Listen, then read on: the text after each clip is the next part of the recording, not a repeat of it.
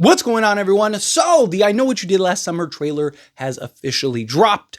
Go check it out if you haven't seen it. Of course, after this video, but I'll also link it down in the description for you if you're interested, if you haven't seen it yet. Just came out a couple hours ago, time of recording this video. But I liked it, right? Something that I talked about. Don't give the killer's face away in the trailer like the original. They did a good job masking him up. You can't see what's going on, right? It's dark enough in the slicker and the little cap to not reveal the face. So that's good because again, you don't want to know. Like, is it male? Is it female? Is it what? Like, you don't want to know any of that stuff. I want it to be a mystery. Something that I've talked about with this I Know What You Did Last Summer is the mystery surrounding it, right? Who's going to be the killer? How are they going to be the killer? What, and really excited for that. So touch on a couple key points, right? Obviously, this is a similar plot to the original. Group of kids end up, getting in an accident, basically leaving the person for dead. Fast forward to summer and they come back. You get to see Ray, you get to see Julie. A couple things about that is Ray appears to insert himself in the situation, right? So there's like this town meeting because bodies are dropping, people are dying, and you see Ray show up and is like, you need to do something about this because this isn't the first time that something like this has happened, right? So it appears that he might be the one that inserts himself into the situation. Julie, on the other hand, you see in the trailer, they enlist her. They ask her, she turns around, and goes, well, let me ask you, what did you do last summer type thing, right? So obviously she knows she's privy because it seemed like based on the plot that they would go and, the plot summary basically says that, same thing happened that happened in the past, right? And they go and enlist Julie and Ray to try to help them because they went through the same thing, 30 years ago or whatever.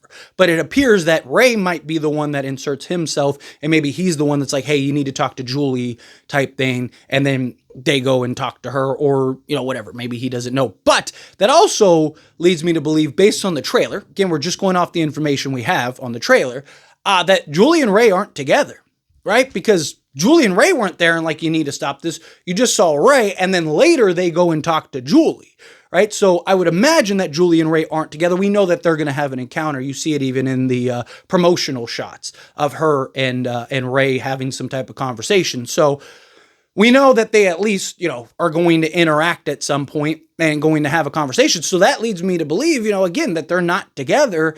And I have all kinds of theories for that, but we'll keep this one strictly just the trailer, and then we'll talk about theories in later videos. But with the trailer itself, right? One, the Hookman uses a harpoon gun, right? Literally a harpoon. And like, I hope that's not, like, I think that that's cool. I've always said I'm okay with like killers like Ghostface getting off the knife a little bit. The Hookman, I'm okay with the Hookman getting off the hook a little bit, right? But if he's just running around harpooning people, right, this is going to be a pretty quick film, right? Because now you can't run away, can't escape, can't do any of that. How are you going to have type of chase scenes and stuff? So maybe it's just something where, just for that specific scene, you see that take place. But I thought they did a good job of not revealing too much, right? Obviously, you got to show something, right? You see, like the boyfriend, it doesn't appear based on, again, the information that we have that the girlfriend that goes in the bath, that she's going to die, right? At least there. Who knows what happens later in the movie, but at least there, it kind of looks like, the Hookman's messing with them, right? Taking people out around them, and then eventually works his way in or her way in to taking out the people that are, or maybe it's multiple, maybe it's several killers, right? You got that in I Still Know What You Did Last Summer with Ben Willis and then Ben's son, get it? Will Benson. You get that. So maybe you get something in this where you get multiple killers. That could be something that's kind of interesting, but it appears that the Hookman, just like in the original,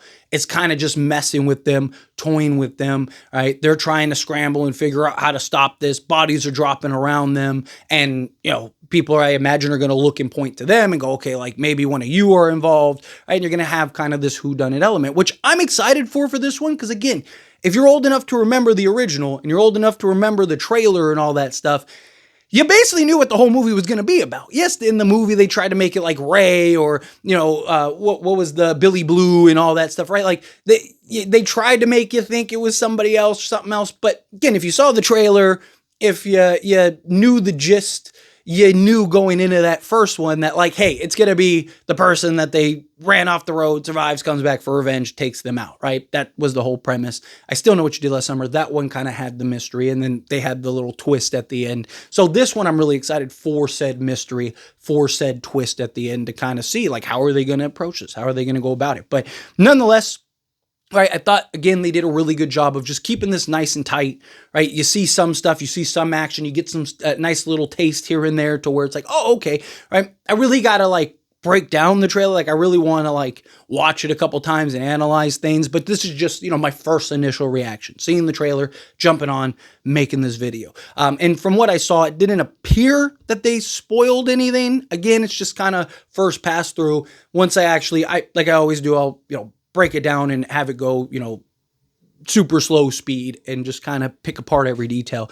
So we'll definitely look into that, and then also theories and ideas and stuff. But, what I wanted from the trailer was, give us just enough to get hooked, right? Pun intended, get a little excited for it. Obviously you're probably going to show some unrelated deaths. That's fine. You saw that, right? Didn't appear to be any of like the main characters or anything. You see a couple of them being attacked, but you don't know what the end result is. A couple of them look like they get away, right? Like, again, you just don't leave it to the imagination, right? Let our imaginations think, okay, no, this person's definitely going to die. Like, even if we know, or even if we feel we know, right? You don't want to spoil. You don't want to give us the meat and potatoes right from the jump. Don't give us the meat and potatoes right from the beginning of the trailer, right? So I thought they did a really good job of just kind of the build up, setup, introduce the legacy characters. Boom, there's Julie, there's Ray, Jennifer Love Hewitt and Freddie Prinze Jr., which, are icons and staples in this franchise.